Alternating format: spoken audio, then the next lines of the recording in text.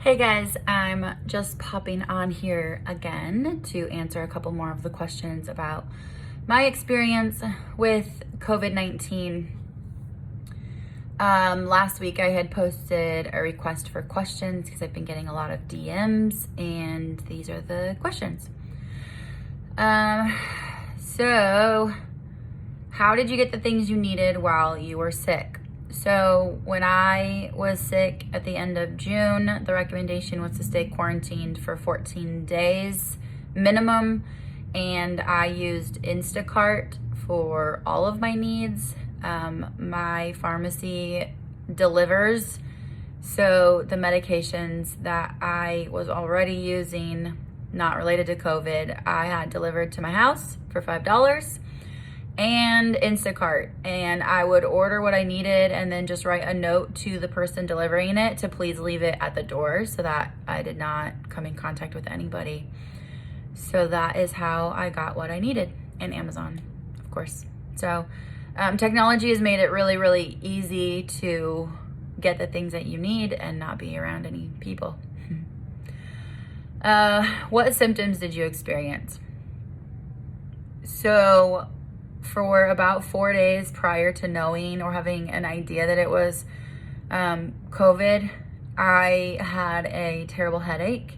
I attribute it to maybe not sleeping well, feeling stressed at work, and just not feeling well. I had no idea that that was my first symptom. Consequently, I was in public. We had a team dinner for work, and I was around all my coworkers.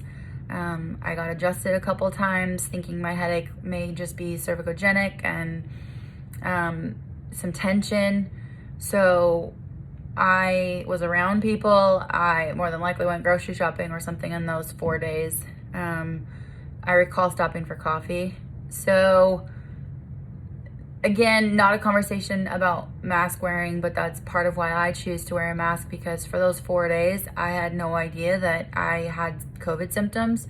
And I'm glad that the air coming from my mouth and nose was at least blocked with something. So not that it's 100%, but at least there was some sort of blockade, and I'm thankful for that.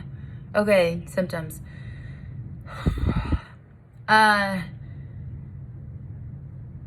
So, I mean, it's been 7 weeks now. I am having a hard time remembering exactly like how it went. I recall the Saturday that I knew I was sick. Just this extreme fatigue that I hadn't experienced before. Even worse than the fatigue that I had felt when I was diagnosed with Hashimoto's. This came on super fast. My extremities hurt really bad, just like a deep, deep ache into my bones. The fatigue was such that I just didn't want to do anything. I felt like I couldn't function that day. I had a sore throat, swollen lymph nodes, a dry cough, and shortness of breath upon exertion. So I just remember feeling dizzy and I couldn't breathe well, and kind of anxious. From there, I had fevers, chills, sweats. I would just break out in a really bad sweat and be drenched. The cough got worse. The shortness of breath got worse. All of the things just got worse. I've had a headache every day. I'm trying to think if there's a day that I didn't have a headache. But then I started having migraines a few times a week. So there's pressure behind my right eye that has been going on since the beginning of the symptoms. And then I'm working with an indie, and so COVID for me has flared the autoimmune conditions that I had previously. I ordered my labs for my thyroid, and I had my thyroid labs done at the end of May and then again at the end of July, and there's a marked difference. So it makes sense. Partly my hair is falling out like crazy. I'm very, very fatigued. I'm gaining weight. which is a symptom of hypothyroidism, because it just throws off your equilibrium and metabolism, and I mean, just all of these like hormonal pathways. So that's been going on. There's a flare-up of lupus. I was diagnosed with lupus in 2018, and primarily just focusing on lifestyle choices to support and to not have symptoms. And I'm having ankle, foot, wrist, hand, shoulder, hip pain bilaterally. I'm getting x-rays tomorrow just to see if there's any degeneration going on. So a lot of it for me is coming down to like GI health. There's a gastrointestinal component to autoimmune conditions. I ordered a GI map, and so it's going to be testing for everything in my gastrointestinal system. And I added zonulin just to check on like leaky gut, which I'm pretty sure that's the case. But it's going to check for like H. pylori. I do presently have a parasitic infection. I know for a lot of people that's super disgusting sounding, but you should look up the prevalence of it. It's thought that between 50 and 75% of Americans have parasites. So I know for sure that I have ropeworm infection. So we're working on killing those and figuring out why I'm having a hard time consuming food without getting really bloated and really just sick feeling. On top of that, I have Epstein-Barr, which is mono. A lot of people know it as the kissing disease. It's not from kissing. So I had Epstein-Barr as a child. Once you have it, essentially it stays latent in your body and it can be basically activated again. And I had Epstein-Barr in 2018 when I was in a really emotionally taxing relationship / my marriage. That's when I was diagnosed with lupus. So a lot of like the illnesses that I have are related to gut health, but also related to my levels of stress. And so I've done a lot better by keeping low stress and working on my gut health, working on my mental health, continuing codependency recovery. And that's a big reason, like, you're seeing posts on my social media about different types of abuse and mental health as it relates to physical health. The reason I got super interested in this is because this is what personally I have experienced. And also I've seen it with my patients often. Like, for example, a lot of my fibromyalgia patients have a psychosocial and psychosomatic aspect to the symptoms. And with neuroemotional technique, a lot of my patients have experienced, they've experienced improvements in their quality of life. So, you can't disassociate the mind from the body. And that is why I truly believe that addressing mental health, emotional health is very important. And I've seen that when my mental health was not in a good state, that my body expressed physical symptoms. So right now, the main symptoms that I'm feeling, and who knows if it's from my thyroid isn't functioning well, Epstein-Barr, but it's just this extreme fatigue, the headache, migraines a few times a week, and then kind of dizziness and trouble focusing, concentrating, and kind of easily confused.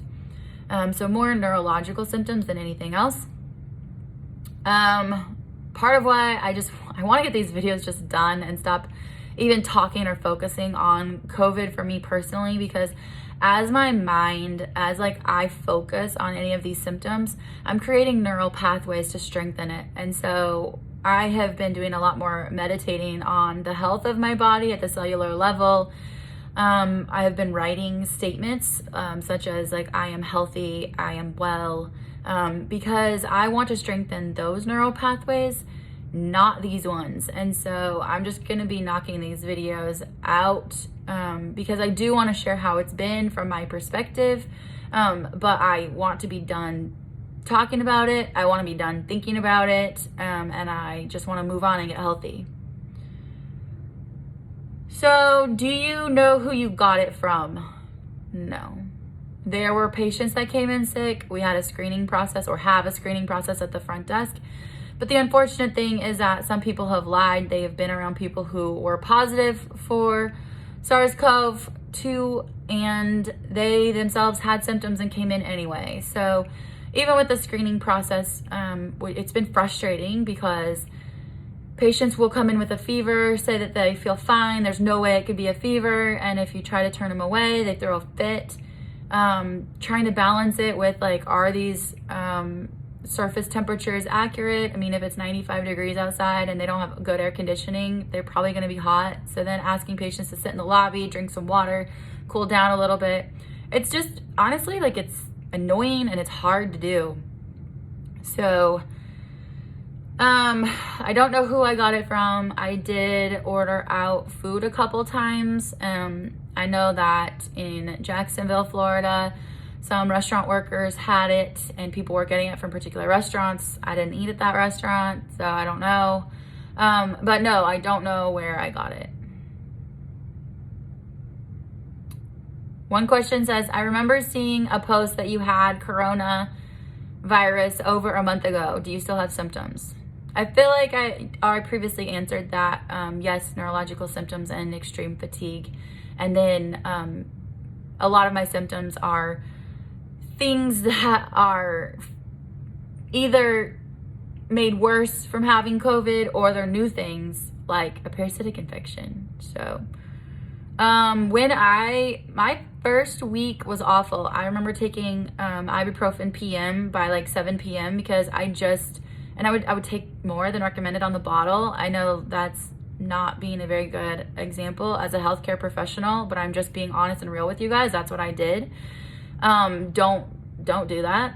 But it was so uncomfortable and so painful that I just needed to sleep. And so I would sleep about 14 hours and then I would just zone out, watch TV.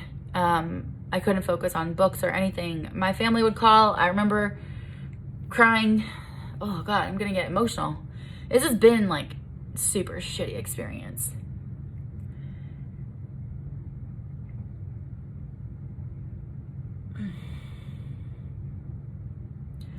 I remember I would like cry to my family and just say like, I don't know what to do. And I like was just so upset because one, I was alone other than with my cats. Side note, Silas slept on my chest like every day for the first 2 weeks. It's pretty amazing that animals can tell like what we need, but I just remember like crying and just telling my parents like, I don't know what to do and I don't know how to feel better. And so I was taking a lot of ibuprofen PM to just sleep. So that's how I coped with that.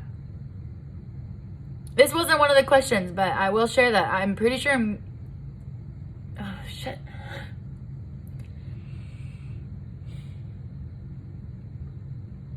I don't know if I'm gonna edit this out or not. It's kind of embarrassing. I feel like I'll probably need therapy. A lot of people don't really think about the fact that when you have symptoms or when it's positive, if you have to be alone, you have to be isolated all alone. And humans were made for connection and interaction with each other. And this is a really like hard thing to heal from because you have to be isolated, you have to be alone. So that is really challenging, but also it was just extremely physically painful. I tried to go to the gym one day because I do feel better the more strength I'm getting. And I'm lifting really light and not near what I used to be doing, but I had like a panic attack because it just felt like there were too many people around, and that's never been my go-to. So I'm sure there's just going to be layers. I'm going to do some more neuroemotional technique for this, but it's much more than just the physical symptoms. there's just a lot more that goes into it. So, okay, there's like 5 or 6 more questions. I'm gonna get to those another day. Hope this is helpful. Maybe I'll get to it later, but I think I'm gonna go take a nap. All right, friends, hope you're having a good day.